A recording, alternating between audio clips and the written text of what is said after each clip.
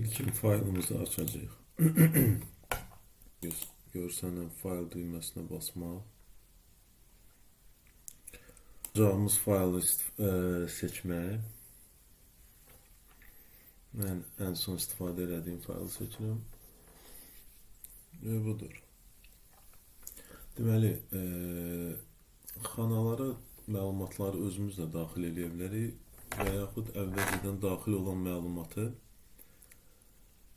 cədvəl formasına sala bilərik. Bunun üçün ya Ctrl+T-dən istifadə edəcəyik və yaxud da indi birazdan göstərəcəyim kimi insert üzərindən daxil edəcəyik cədvələ. Sətirləri seçməyə xanaları cell deyilir əsasən, hüceyrə.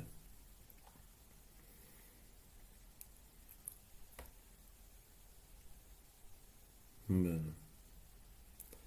Sətirləri seçmək üçün gərək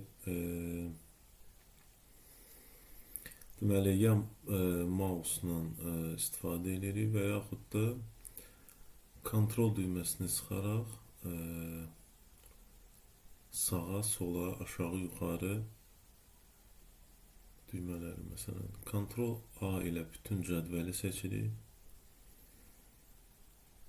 Ctrl+T ilə dediyim kimi əlimizdəki xanaları cədvələ daxil elədik. Artıq bu xanalarda filtrlərdən istifadə eləmək daha rahat olacaq.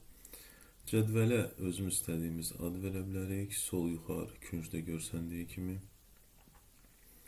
Cədvəlin ölçüsünü dəyişə bilərik.